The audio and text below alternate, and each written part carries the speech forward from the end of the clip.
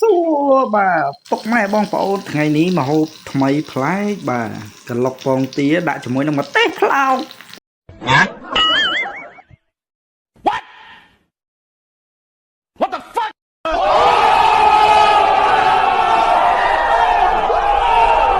បាទដាក់គ្រឿងអីចឹងណា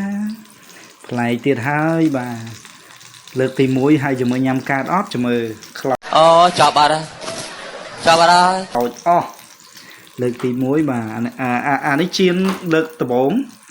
ជៀនមុនគេអានេះជៀនទី2អត់ខ្លោចដោយសារយើងចេះ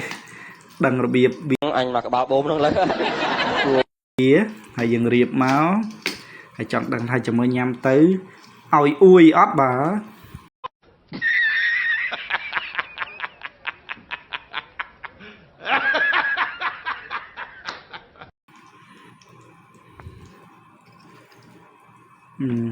ផ្លែកទៀតហើយបាទលោកម៉ៅភិរុនបាទគ្មានយោបល់អីទេបើគាត់ថាឲ្យយោបល់មួយទៅយកល្អតាក់តងទៅពើឈួត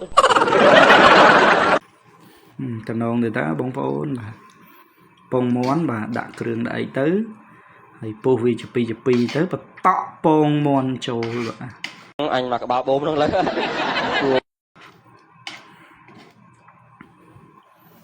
បាទជាមួយញ៉ាំកើតអត់ជាមួយបាទសួស្តីបងប្អូនបាទមុខម្ហូបថ្មីបាទម្ទេសផ្លោកឆ្នៃក្លុកជាមួយនឹងពងមាន់បាទប៉ុន្តែថាញ៉ាំកើតអត់ទេបាទលើកទី1បាទតែមានអារម្មណ៍ថាឈ្ងុយបាទឈ្ងុយទៅណាឈ្ងុយដែរតែជាមួយសាក់មើលសិននេះសាក់មើលណា